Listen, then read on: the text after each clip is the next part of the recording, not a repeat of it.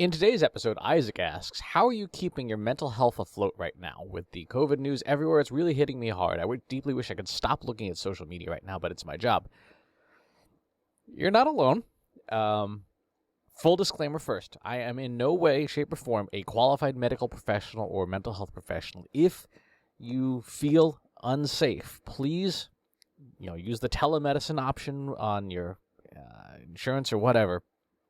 Please get in touch with a qualified medical professional or qualified mental health professional if you feel unsafe.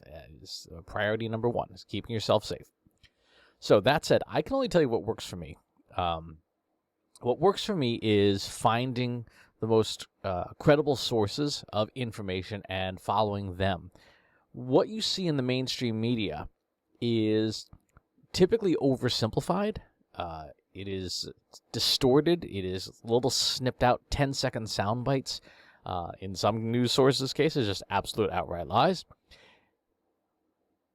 There's a lot of hype, and these publications need the eyeballs. So a lot of accurate information gets taken out of context. I like to go to rigorously qualified sources like New England Journal of Medicine, Journal of the American Medical Association, World Health Organization, The Lancet, all the medical publications that have a strong interest in sharing correct information, even if it's technically dense, even if it's not thrilling or exciting prose. At this point, I don't want exciting prose. I just want to know as close to accurate information as possible. Same for following people on social media. I follow epidemiologists, infectious disease specialists, virologists, anybody who has a qualified perspective and is doing good work and releasing data. Those are the people I follow because I trust that they are working towards the solution. They are working towards giving the public as accurate information as possible. And in a lot of cases, they're not the ones on the news because they're not media trained and they're not people who can communicate in 5-second sound bites. Some of these concepts take 10 minutes to explain, and that's okay. So that's how I stay informed about this. Other suggestions. For marketing purposes, yes, you do have to do your job. So schedule your time, particularly on social media right now. Set a timer on your phone or something like that so that you can fulfill your job requirements and do what's required, but not more than that. If you don't have one, look at a tool like Agorapulse. That's a social media management tool, social inbox. That way you can interface with customers, respond to inquiries, review things and stuff, but you don't have to be on the main network itself where you see your news feed. And it's 100% coronavirus. Set aside mental health breaks.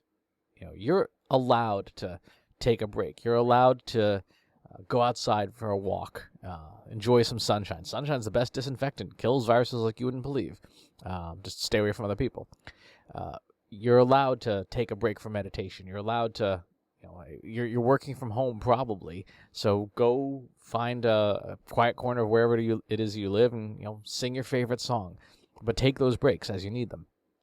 Stay in touch with your friends, especially digitally, right? Because that's where we all are.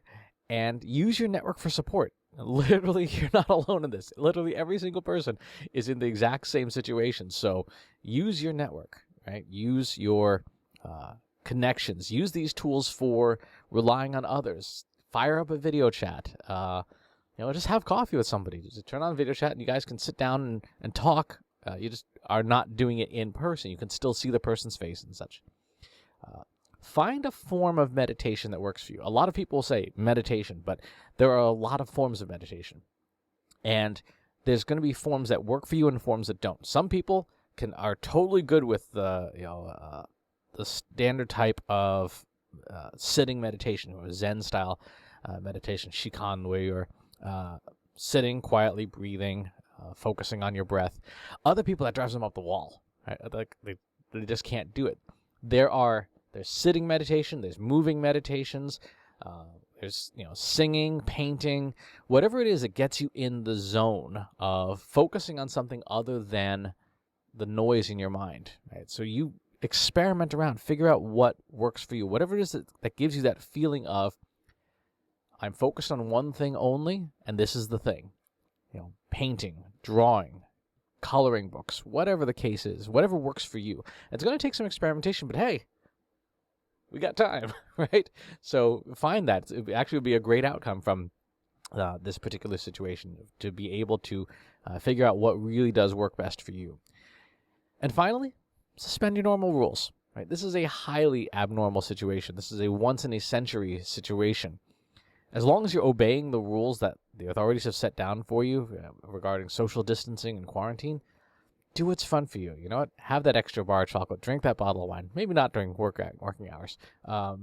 But give yourself the permission to do stuff a little outside the box right now.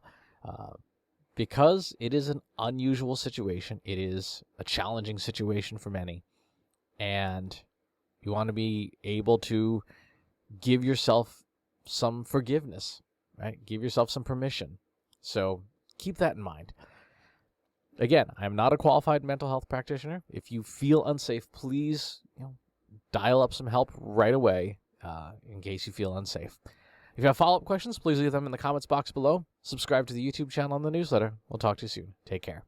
Want help solving your company's data, analytics, and digital marketing problems? Visit trustinsights.ai today and let us know how we can help you.